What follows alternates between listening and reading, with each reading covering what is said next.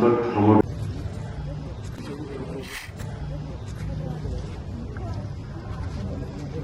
এই বঁটা সমিতিৰ কাৰ্যকৰী সভাপতি অজিত দেৱান ডাঙৰীয়াই প্ৰদান কৰিছে।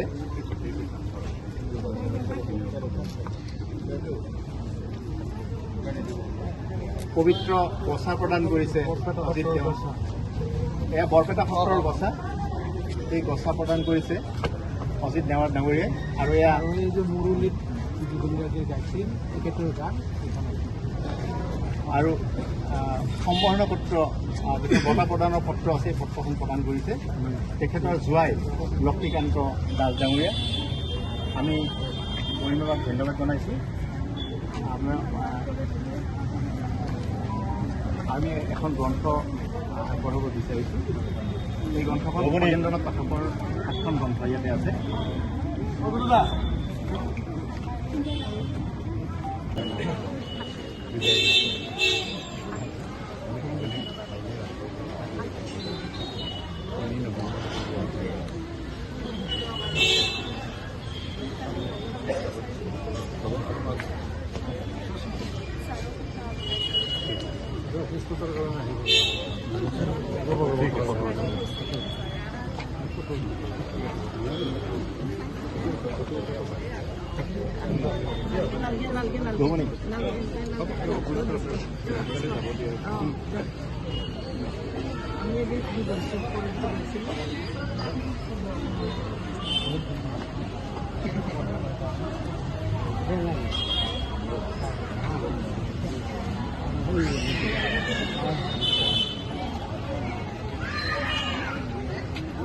খগেন্দ্ৰনাথ পাঠক, সংগীতৰত্ন খগেন্দ্ৰনাথ পাঠকৰ স্মৃতিত প্ৰতি 2 বছৰৰ মূৰে মূৰে আমি একোটি বঁটা প্ৰদান কৰোঁ। খগেন্দ্ৰনাথ পাঠক তেনেকুৱা এগৰাকী ব্যক্তি যাৰ অধীনত অনুৰাধা পাঠক, ডিম্বেশ্বৰ দাসকে প্ৰমুখ্য কৰি, অসমৰ ৰামেশ্বৰ পাঠককে প্ৰমুখ্য কৰি যিসকল লোকগীতৰ শিল্পী আছে তেওঁলোকে প্ৰশিক্ষণ লৈছিল। আৰু এই খগেন্দ্ৰনাথ পাঠকৰ স্মৃতিত যি বঁটা আমি প্ৰতি 2 বছৰৰ মূৰে মূৰে আগবঢ়াইছোঁ, এইবেলি এই বঁটা আমি আগবঢ়াইছোঁ সেইগৰাকী ব্যক্তিক, যিগৰাকী ব্যক্তিয়ে খগেন্দ্ৰনাথ পাঠকৰ 2টিকৈ গীত মুৰুলী নামৰ এলবামখনত কণ্ঠদান কৰিছিল। আৰু তেখেত আমাৰ লগত খুব ওতঃপ্ৰোতভাৱে জড়িত হৈ আছিল। তেখেতৰ স্মৃতিত আমি বঁটা আগবঢ়াবলৈ আমি বৰপেটাৰ পৰা আহি সমাগত হৈছোঁ। ইয়াতে আমি প্ৰথমতে জুবিন গাৰ্গক মৰণোত্তৰভাৱে প্ৰদান কৰিবলৈ বঁটাৰ লগতে এখনি গামোচা আমি প্ৰদান কৰিব বিচাৰিছোঁ। সোণালী দাসে গামোচাখন প্ৰদান কৰিব। তেখেত সম্পাদক এই স্মৃতি বঁটা সমিতিৰ। নমিতা দাস চৌধুৰী আছে, তেখেত আমাৰ বঁটা সমিতিৰ অন্যতম সদস্য। তেওঁ চেলেং চাদৰ প্ৰদান কৰিছে, এখনি গামোচা প্ৰদান কৰিছে।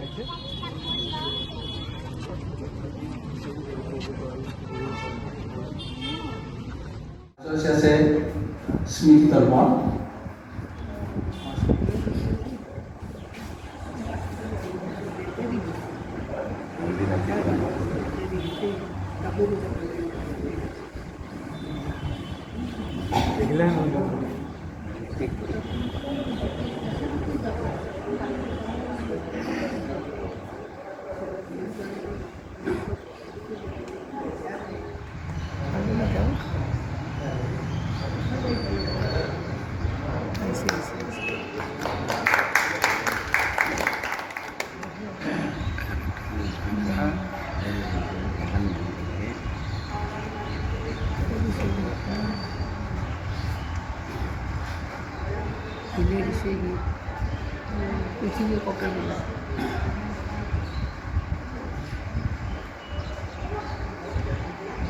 এতিয়া সভাত উপস্থিত থকা ব্যক্তিসকলে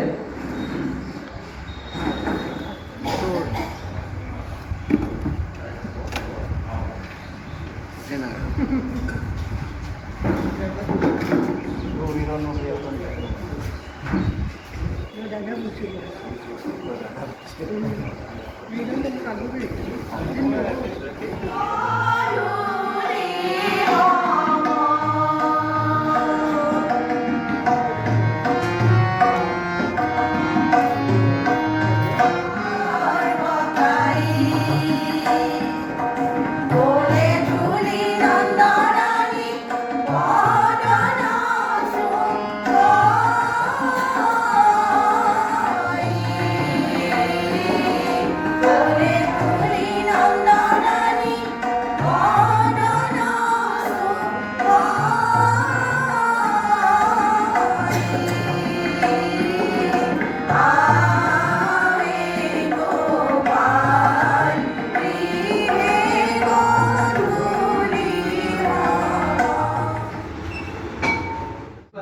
মঞ্চলৈ আদৰি আনি আজি আমাৰ সভাৰ মূল মন্ত্ৰীপৰ্য্যল শ্ৰীযুত গুণীন্দ্ৰনাথ গম পায় সেই উদ্দেশ্য আগত ৰাখি বঁটাটো প্ৰচলন কৰা হৈছিল আৰু এই বঁটাটো 2020 চনত পোনপ্ৰথমবাৰৰ বাবে আমি বঁটাটো প্ৰদান কৰিছিলোঁ সংগীতৰত্ন খগেন্দ্ৰনাথ পাঠকদেৱৰে সুযোগ্য সংগীতৰ ছাত্ৰী সন্মানীয় শ্ৰীযুত ধনদা পাঠকদেৱ। তাৰপিছত বছৰ আমি বঁটাটো প্ৰদান কৰিছিলোঁ আমাৰ এই বৰপেটাৰে এজন লোকগীতৰ প্ৰখ্যাত শিল্পী শ্ৰী ডিম্বেশ্বৰ দাসদেৱক মৰণোত্তৰ হিচাপে। তেখেতেও ডিম্বেশ্বৰ দাসদেৱেও খগেন্দ্ৰনাথ পাঠকৰ ওচৰত এটা সময়ত কিছু লোকগীত শিকিছিল। তাৰপিছত আমি বঁটাটো কৰোণাৰ সময়ৰ কাৰণে অলপ এবছৰ দিব নোৱাৰিলোঁ। পিছত আমি কমিটিয়ে সিদ্ধান্ত ল'লোঁ যে বঁটাটো আমি 2 বছৰৰ মূৰত দিম। সেয়ে আমি 2023 চনৰ 26 অক্টোবৰ তাৰিখে এই বঁটাটো আমি প্ৰদান কৰিছিলোঁ শ্ৰীযুত অনিল শইকীয়াদেৱক। আৰু এইবাৰ 2025 চনৰ এই যিটো বঁটা, এই বঁটাটো আমি প্ৰদান কৰিবলৈ লৈছোঁ মৰণোত্তৰ হিচাপত সকলোৰে হিয়াৰ আমঠুত শ্ৰদ্ধাৰ অমৰ শিল্পী জুবিন গাৰ্গদেৱক মৰণোত্তৰ দিছোঁ। তাৰোপৰি আজিৰ সভাখনত সংগীতৰত্ন খগেন্দ্ৰনাথ পাঠকে জীৱিত কালতে 2খন পুথি, বহুকেইখন পুথি সম্পাদনা কৰিছিল। প্ৰায় 35খন পুথি তেখেতে সম্পাদনা আৰু সংগ্ৰহ কৰিছিল বা ৰচনা কৰিছিল। তাৰে ভিতৰত বেছি সংখ্যক সেই সময়ত প্ৰকাশ হৈছিল। আজি যি 2খন গ্ৰন্থ ইয়াত উন্মোচন কৰা হ'ব তাৰে এখন গুৰুলীলা, সেই পুথিখন দ্বিতীয় প্ৰকাশ।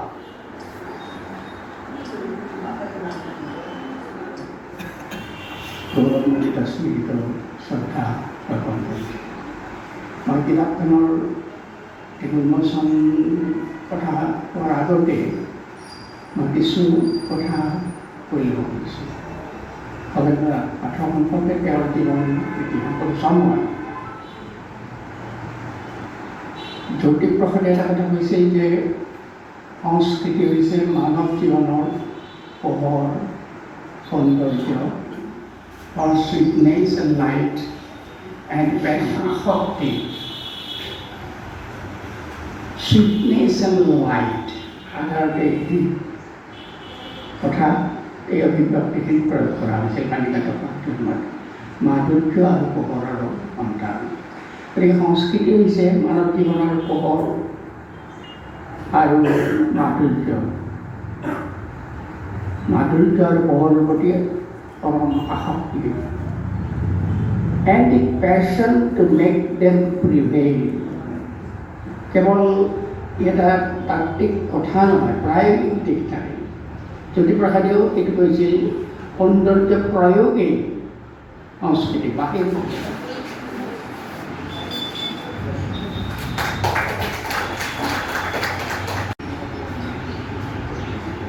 সমবেত শ্ৰদ্ধাৰ ৰাইজ, বিশেষকৈ সাহিত্য সংস্কৃতিক ভাল পোৱা ব্যক্তিসকল, প্ৰথমেই মই খগেন্দ্ৰনাথ পাঠক আন্তৰিক শ্ৰদ্ধাঞ্জলি নিবেদন কৰিছোঁ। বৰপেটা সাহিত্য সভাৰ এই প্ৰেক্ষাগৃহত থিয় হ'বলৈ এতিয়া ভয় লাগে, কাৰণ বৰপেটা সাহিত্য সভাৰ মজিয়া এসময়ত উদ্ভাসিত কৰিছিল। আপোনালোকে তালিকাখন চালি দেখিব কোনসকল ব্যক্তিয়ে, প্ৰফুল্ল পাঠক, তিলক দাস, হৰিনাথ শৰ্মা আগলৈ, ভাস্কৰ মিশ্ৰ ছাৰসকলৈকে আজিও আছে।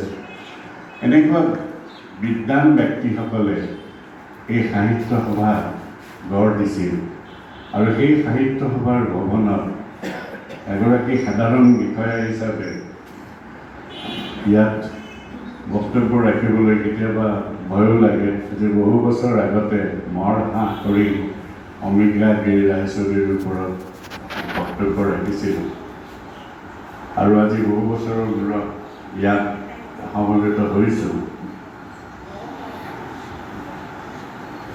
ইতিমধ্যে মিশ্ৰ ছাৰে খগেন্দ্ৰনাথ পাঠক ডাঙৰীয়াৰ বিষয়ে বিতংভাৱে বহলাই কৈছে।